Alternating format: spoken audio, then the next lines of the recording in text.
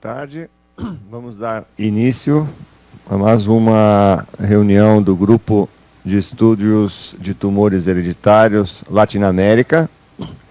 Essa é a primeira reunião que nós fazemos já dentro desse novo conceito de Latinoamérica do nosso grupo de estudos.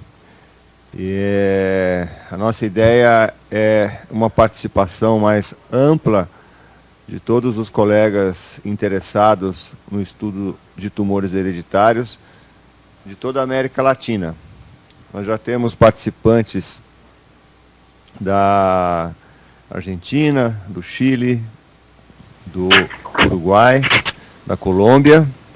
E a primeira reunião dessa nova fase do Grupo de Estudos de Tumores Hereditários Latinoamérica vai ser com a colaboração da doutora Adriana de la Valle, que é uruguaia, participa do Grupo Colaborativo Uruguaio para Investigação e Diagnóstico de Afecções Oncológicas Hereditárias. É o grupo pioneiro na América Latina, que iniciou já há vários anos, né, Adriana? Muitos anos. Se você quiser fazer um breve histórico do Grupo Colaborativo Uruguai, acho que seria muito interessante para que as pessoas conheçam o trabalho que vocês exercem aí no Uruguai com a sua participação, do Sarroca e de outros colegas que já há tanto tempo dedicam a sua competência profissional no desenvolvimento, no desarrollo de estudos de tumores hereditários. Então é um prazer muito grande que você participe hoje da reunião, Adriana. Eu agradeço você em nome de todo o grupo e conforme nós fazemos aqui na nossa reunião, a coordenação fica por sua decisão e a reunião é informal. Então, a qualquer momento a gente pode discutir ou participar outras pessoas que estão aqui. Nós estamos aqui do meu lado esquerdo com o Dr. Pablo, que é geneticista, a Érica, que é enfermeira oncogeneticista. Temos também aqui a enfermeira Renata, a enfermeira Carla, que também trabalha com oncogenética aqui no hospital, e outras pessoas que estão nos assistindo à distância, que durante a apresentação a gente vai falando para você. Tá. Já está online aqui a doutora Natália Pereira, que é geneticista também, lá do estado, da província de Minas Gerais, que também está assistindo a gente ao vivo. Bom, Adriana, você conduz a apresentação então e nós vamos discutindo os casos que você for mostrando para a gente. Muito obrigado e você coordena daí, a gente vai fazendo as pontes e as perguntas na medida que elas forem aparecendo. Tá, bom. Muito obrigada, Benedito. Eu sou Adriana de la Valle, sou participante do Grupo Colaborativo Uruguaio desde a sua criação no ano 96. Eu falo em portunhol, assim que se vocês não compreendem, seguro o Benedito pode ajudar. Tá? Eu acho que está perfeito. Eu acho que o mais importante é a gente falar despacio, pausadamente, porque tanto faz o espanhol ou o português, fica mais fácil para a gente, tanto a gente entender o espanhol, quanto vocês entenderem o português, mas o seu português é melhor que o meu espanhol. Então, você pode ficar tranquila. Tá. Bom, muito prazer, muito honrada da invitação. Muito obrigada, Benedito. Eu tenho o gosto, o prazer de inaugurar essas reuniões. Espero que sejam muitas mais. A ideia hoje, eu vou mostrar para vocês um caso clínico muito interessante, que foi das nossas primeiras famílias em cadastrar-se no nosso grupo. Logramos, em Uruguai, somos um país muito pequeno, mas logramos um cadastro nacional de câncer hereditário, e eu vou mostrar para vocês uma família que foi muito difícil, com um trabalho detectivesco, praticamente, para poder lograr, oncogeneticamente falando, as decisões e os caminhos que iam a levar a tomar as melhores decisões. A seguinte, por favor.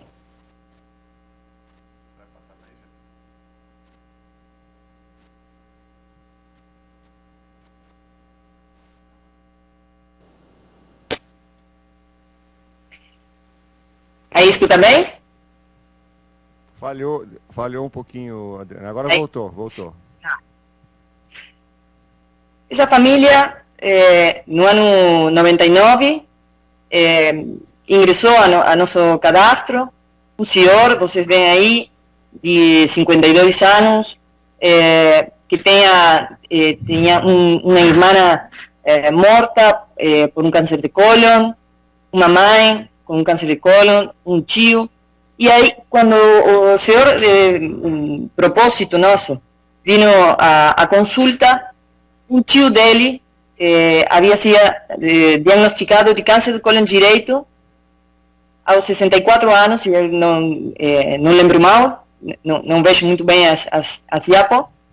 E aí, põe a seguinte, aí nós classificamos essa família como um síndrome de Lynch, um Amsterdam 1, tá? Sem nenhuma dúvida, 2 gerações consecutivas, um menor de 50 anos, não tínhamos nenhuma dúvida. Aí começamos a pensar, no ano 99, como poderíamos nós chegar a um estudo genético, e aí começamos a comunicar-nos com você, Benedito, para tratar de estudar, ao menos, os 2 genes mais conhecidos do síndrome de Lynch, MLH1, MSH2, e foi assim. A seguinte, por favor. Aí contactamos com o Dr. Benedito, com a MEV, pudimos levar a São Paulo a amostra de sangue do tio, do nosso propósito, para esses 2 genes, e foram negativos. Não encontramos mutações nesses 2 genes. Posteriormente, começamos no laboratório do grupo a fazer BAT25, BAT26, por PCR, mas também foi negativo, tá? Nós aí seguimos, no cadastro da família, foi mudando, e foi agregando outro tipo de tumores, outro tipo de enfermidades na família. Seguinte.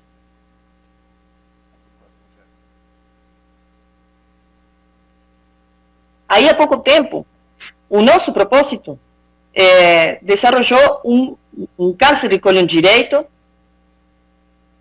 Outro irmão morreu de um câncer cerebral, um glioblastoma heteromorfo, não estou muito segura se diz assim em português, e um filho desse irmão que morreu desenvolveu uma leucemia aguda mieloblástica aos 2 anos, mas teve uma boa evolução. E também, Adriana, o tio, que havia tido um câncer de cólon, que foi a primeira amostra que nós logramos tomar, desenvolveu um câncer de estômago e morreu pelo câncer de estômago com metástases hepáticas. Tá? Aí mudou a formação da família, e aí que vimos que havia cambiado a classificação a um Amsterdam 2. Tá? A seguinte, por favor. Adriana, está me ouvindo? Sim. É interessante esses 2 slides, diapositivos que você mostra, porque eu acho que fica muito claro a importância de acompanhar as famílias e atualizar os heredogramas, não é? Atualizar o cadastro todo o tempo, né? Mas isso é uma coisa muito importante, que às vezes a gente não dá tanta importância. Você veja, mudou completamente o perfil da família com a atualização desses outros casos de câncer que você acabou de mostrar. Nós temos agora um tumor de sistema nervoso central, tem uma leucemia, tem um câncer de estômago, além dos casos de câncer de cólon. Então, isso amplia o espectro de possibilidades de diagnóstico, não é? Então, eu acho que é muito ilustrativo esses dois diapositivos do heredograma inicial e do heredograma atualizado. Então, o mais importante desta apresentação, tem várias coisas importantes e significativas. Uma delas é a importância do segmento dessa família. Não? Também, do nosso propósito, o senhor que começou a consulta, na fibrocolonoscopia, foi um câncer, um adenocarcinoma de cólon direito, com alta desmoplasia, 17 gânglios negativos para metástases, mais hiperreativos, com histiocytose sinusal, e tinha demais 19 pólipos desmoplásicos de leve a moderado grado, tá? O nosso propósito, tá? Aí, a seguinte, por favor. Aí, mudou, então, a Amsterdam 2. Conseguimos, anteriormente, no ano 2013, fazer um painel de Bethesda com todos os marcadores. Aí mudou também, porque BAT25 e 26 seguiram sendo negativos, mas os outros 3 marcadores foram positivos. Aí mudou também a ter inestabilidade de microsatélites alta. Então, foi um microsatélite high e, novamente, fomos, à medida que a tecnologia foi mudando, nós fomos mudando a cercania da família e o acercamento genético da família, tá? Esse é nosso informe de microsatélites, que foi no ano 2013, tá? BAT25 e 26 foi do 2008 previamente, tá? Aí mudou novamente. Seguinte. O que nós fazemos aí, no ano 2014, conseguimos fazer um painel do Lynch, tá? Com 5 genes básicos, e novamente foi negativo o painel. E no ano 2017, dadas as novas alterações e que a família estava muito, muito preocupada, obviamente, por esses novos casos que iam aparecendo, em uma família muito numerosa, no ano 2017, nós pudimos aceder a um painel multigen de 30 genes. Tá? Seguinte. Essa é outra coisa interessante, né, Adriana? Essa evolução tecnológica e o conhecimento molecular em 20 anos, né? Em 99, a gente tinha um conhecimento completamente diferente, as técnicas eram completamente diferentes e os genes de reparo foram descritos no meio dos anos 90, 94, 95, então a gente não tinha as ferramentas que nós temos hoje para fazer as buscas que nós fazemos hoje, nem a metodologia que a gente tem hoje, né? Então, esse é um caso que tem MSI high, porque tem 3 dos 5 marcadores instáveis, e não tem alterações patogênicas no painel de 5 genes para a síndrome de Lynch que você fez em 2013, não é isso? Exatamente. Então é um caso desafiador, né? Uma família grande, com fenótipo, com fenótipo de risco familiar alto, com instabilidade de microsatélites alta e sem a identificação de um gene responsável, pelo menos nesse painel de 5 principais genes que você falou. Isso enquadraria hoje no que a gente chama de síndrome de Lynch-like, né? Que é aquela família que tem a instabilidade e a gente não encontra a causa em termos de variantes patogênicas nos principais genes. Eu queria que o Pablo, que é o geneticista que está aqui do meu lado, comentasse um pouco sobre essa família e sobre esses achados. Por favor, Pablo. Bom, primeiro, falar que o heredograma está muito bem construído, e é mesmo o que o Dr. Benedito disse, né?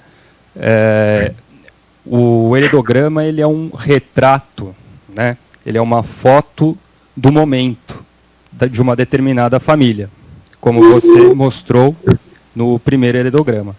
Só que a gente sabe que a vida, ela é dinâmica, né? As famílias são dinâmicas, né? E que depois de um certo tempo, né, aparecem novos casos, né?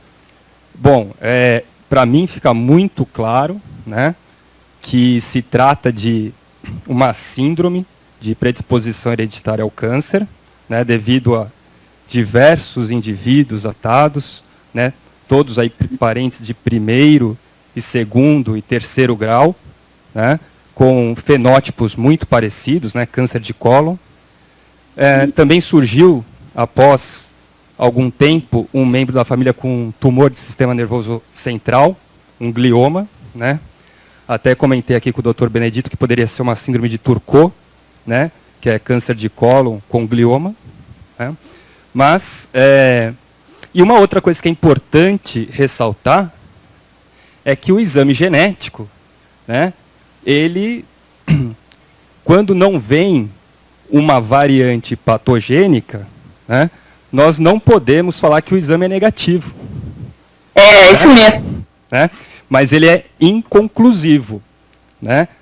Você faz aí o sequenciamento das principais regiões, dos principais genes, mas isso não quer dizer que, se você não achar uma variante patogênica, você pode falar para a família que ela não tem nenhuma síndrome, né?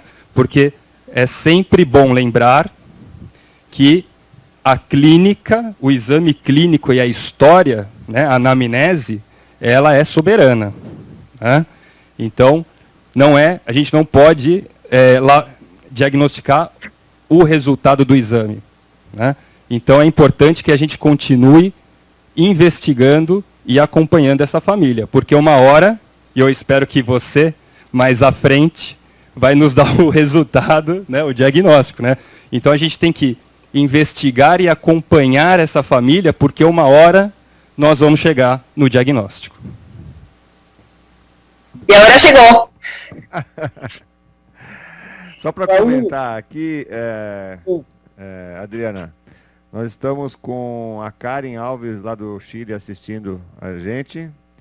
Tem a Elizabeth Lucas, de Porto Alegre, que é uma geneticista aqui do Brasil. Ellison Souza Pereira, também aqui de São Paulo. A Natália, que é uma geneticista da província de Minas Gerais, junto com o Milton Prudente e o Thomas Gollop. Todos estão nos assistindo ao vivo. E também a doutora Raquel, do Rio de Janeiro, também entrou agora. E tem o Dr. Jorge Padrão, da Colômbia, que está passando mensagem aqui, que não está conseguindo conectar, mas ele teve uma falha de registro, eu acho, na hora de fazer o cadastro lá no nosso site. Então tem muita gente assistindo a nossa apresentação hoje, Adriana. Chegou a hora de você revelar o diagnóstico. O diagnóstico é esse, não?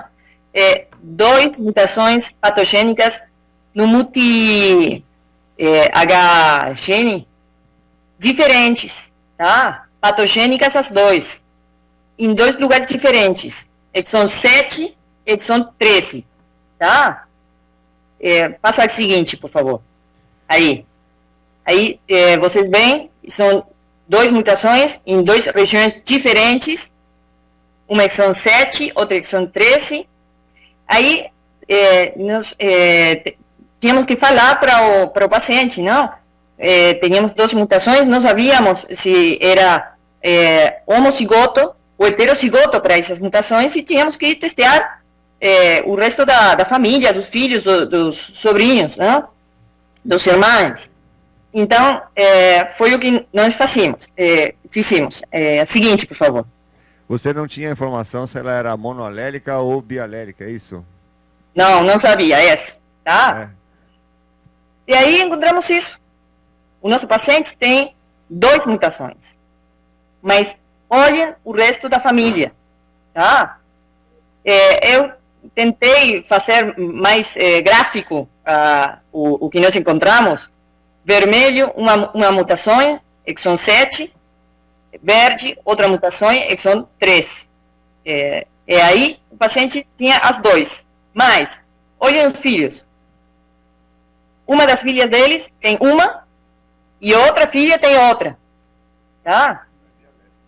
Outros 3 filhos não foram testados todavia, muito jovens. Os irmãos vivos foram testados, 2 negativo para as 2 mutações, e um dos irmãos que estavam vivos, positivo para uma. Tá? Aí testamos também os sobrinos, e vimos que estava diferente para uns e para outros. Então chegamos à conclusão de que estamos falando de 2 mutações, uma heterozigose composta. Não estou muito segura se diz assim em português. Você quer comentar? É isso mesmo, é uma heterozigose composta mesmo, né? Quer dizer, 2 variantes patogênicas, uma em cada alelo, né? São variantes diferentes, né? Então a gente chama de heterozigoto composto, né? Caso muito interessante, tá? E uma coisa que me chama a atenção é aquele casamento consanguíneo e que os descendentes deste casamento, nenhum apresentou tipo de câncer, né? Enquanto que, né, que é muito também uma variante com certeza deve ter vindo daquela senhora que teve o câncer de colo aos 72 anos, na geração de cima, e do esposo. Então, aqueles 2 irmãos do indivíduo que foi testado, que morreram de câncer, provavelmente eles eram também heterozigotos compostos. Porque quando você tem um multi-Y-AT monoalélico, a força para desenvolvimento de câncer é muito menor. Ela é elevada, mas é muito menor e não tem a polipose. O risco de câncer para multi-Y-AT, Y-AT heterozigoto é muito discutível, porque é um achado muito, muito comum. Nós temos aqui no nosso registro, Adriana, acho que 35 indivíduos com variantes patogênicas em um alelo só do multi-YH, do multi-YH. E essas famílias têm fenótipo de câncer, mas não de polipose. Eles têm fenótipos de outros cânceres. Câncer de mama, câncer de ovário, câncer de cólon também, mas não tem o fenótipo de polipose.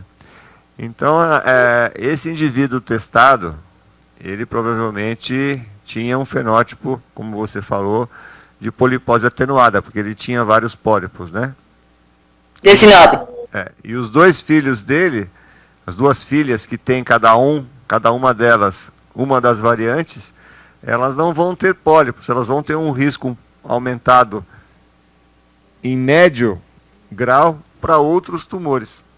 Tem um trabalho do Mark Jenkins, que é um epidemiologista da Austrália, que publicou há uns 8 anos uma casuística de 1.000 pacientes com MYH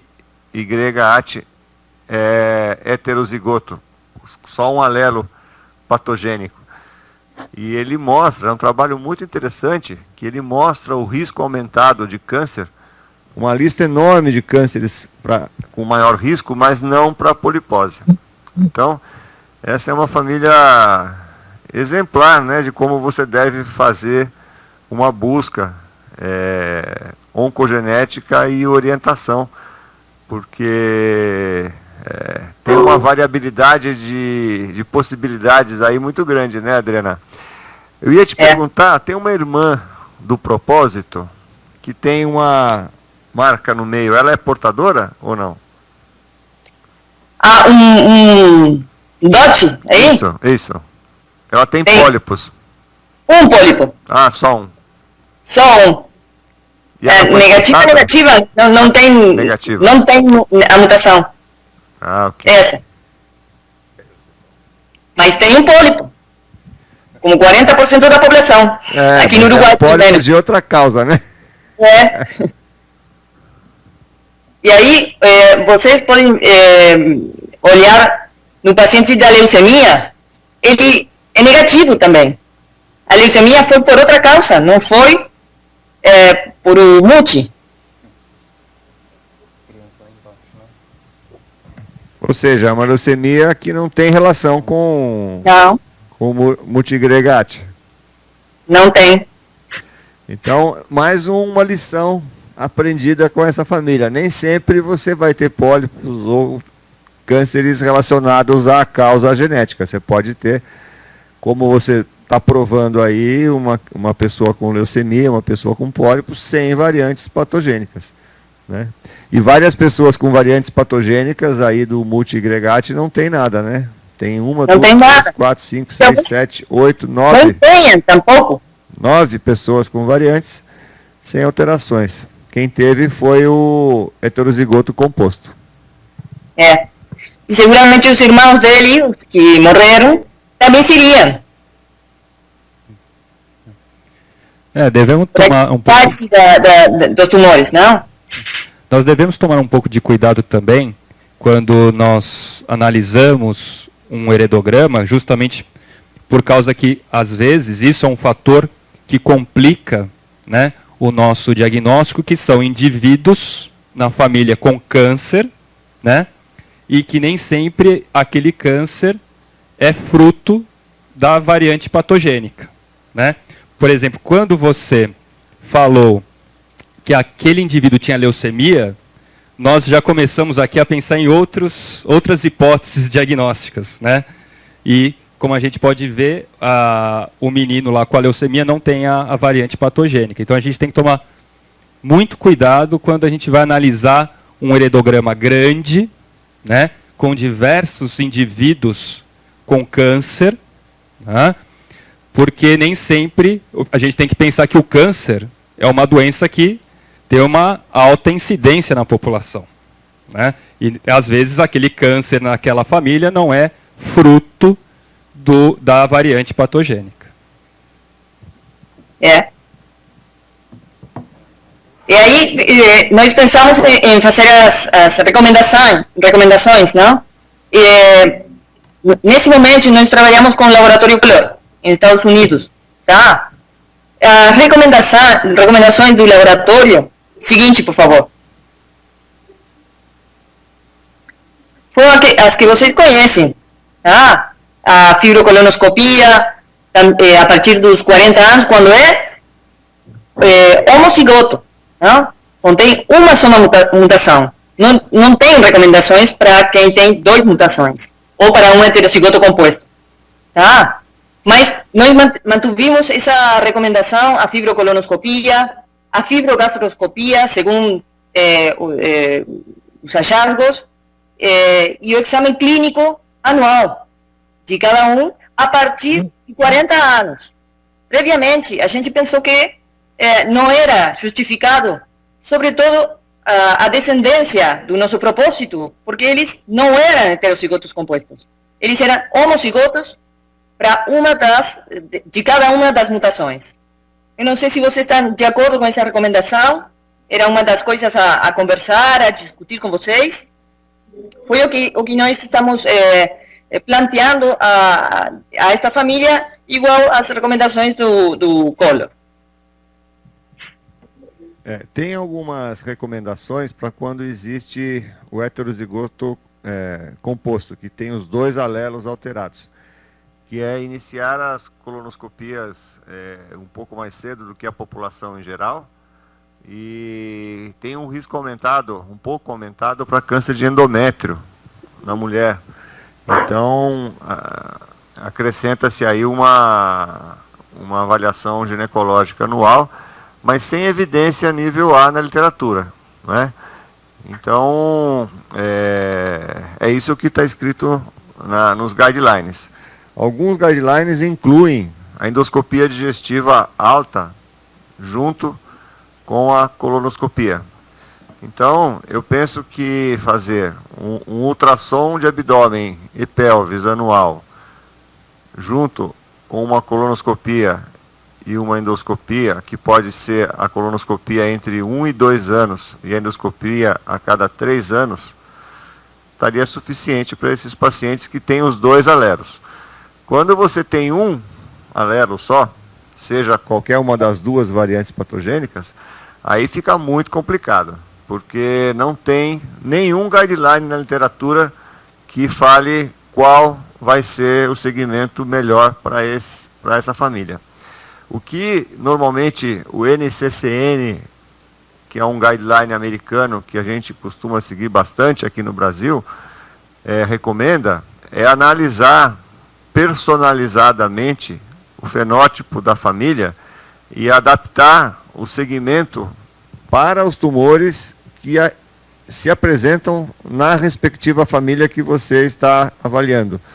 Ou seja, se a família tem vários casos do tumor A, você vai dar a preferência para fazer o rastreamento do tumor A. Se a família apresenta muitos casos do tumor B, você vai focar dentro do risco para o tumor B. Ou seja, quando não existe um guideline amplo, a conduta seria personalizar de acordo com o risco para aquela família específica.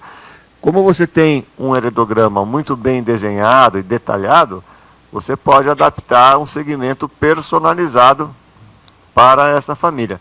Eu acho que dentro desse enfoque de colonoscopias, endoscopia digestiva alta e um ultrassom de abdômen e pelvis. Não dá para sair muito disso, Adriana. Não sei o que o Pablo, a Érica e você pensam, mas é um caso que a gente não pode fazer nada além daquilo que deve, mas também não deve fazer a menos, né?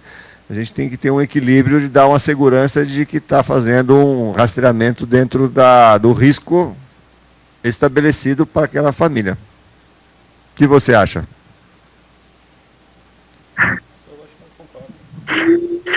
Eu concordo com o Dr. Benedito. Eu acho que tem que fazer o rastreamento de câncer de cólon, né? Porque tem 5, 6 casos, né, familiares de câncer de cólon e que mais que tinha? Isso, estômago, né? Então, endoscopia digestiva alta também. Eu não faria de central, no seu Não. Acho que é isso mesmo. Concordo. O que você acha, Adriana? Foi o que nós fazemos. No nosso propósito, como ele já tinha um câncer de cólon detectado, o segmento oncológico é maior, né? A fibrocolonoscopia, ademais, além disso, ele tem pólipos. Então, ele fez uma colonoscopia anual ou bianual máximo, tá? E a fibrogastroscopia bianual. Essas foram as nossas recomendações para ele. Mas, para os filhos dele e os sobrinhos dele, as nossas recomendações foram como as de Collor, tá? Porque eles são homocigotos, heterocigotos para uma das mutações. E aí, ficamos com eles de fazer a partir dos 40 anos, como estava estabelecido na NCCN. Mas, em nosso paciente, que temos constatado que só ele é um heterocigoto composto, o segmento é maior, ele já tem um câncer de cólon, tem pólipos, e tem que fazer um segmento mais estricto, mais cercano, né? E totalmente de acordo, temos que personalizar a entrega dos resultados e o segmento para cada um dos pacientes, e mais nessa família que tem essa dificuldade, né? Uma coisa que eu penso ser muito importante nessa situação é a orientação para não casamento entre primos, porque o risco de ter outro heterozigoto compuesto é alto. Entonces hay que tener una consejería genética ahí para no tener parejas de primos, porque isso aumentaria muito o risco de outro indivíduo com heterozigoto composto. Não temos problema com as parejas de primos, mas se tivermos esse problema, a recomendação é enquanto os filhos deles, não? E também, aqui no Uruguai, há muito pouco tempo, começamos com a detecção embrionária. Não sei aí no Sírio se vocês têm experiência nisso. Nós hemos feito algumas recomendações, todavia não temos nenhum paciente que efetivamente haja realizado a seleção embrionária, mas é uma recomendação que também nós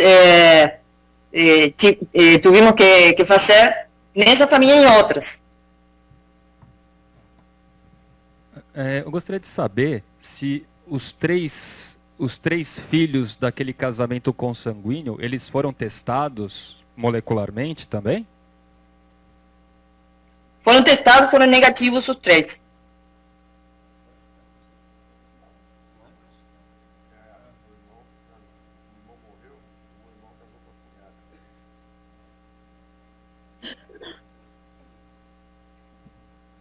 Nós fazemos sim aqui no Brasil a seleção de embriões, mas a nossa indicação, nossa sugerência é para renes de alta penetrância em heterozigose.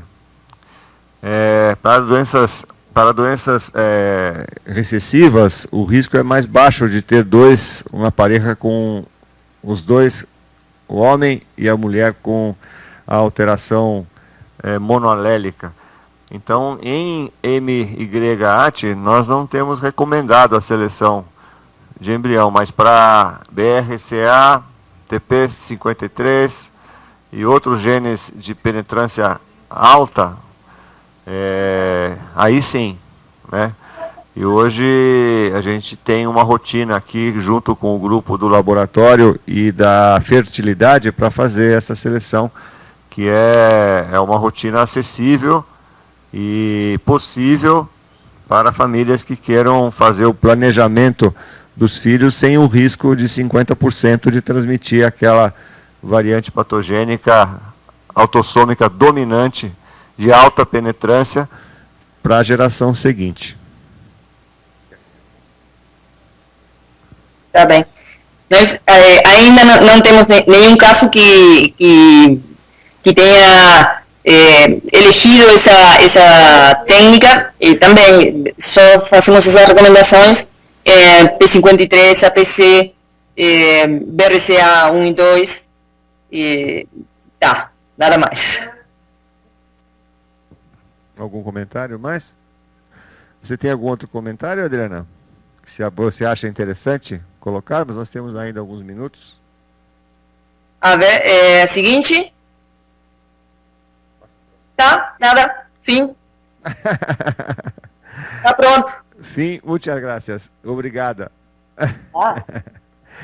Bom, para registrar aqui quem está nos assistindo, o Leonardo Barreto, lá de Natal, uma província do Nordeste do Brasil, a doutora Raquel, do Rio de Janeiro, o Thomas Gollop, aqui de São Paulo, que sempre nos acompanha, a Natália Pereira, de Juiz de Fora, Minas Gerais, o Milton Prudente, que também trabalha lá com a Natália, a Karen Álvares, do Chile, de Santiago, a Elizabeth Lucas, geneticista de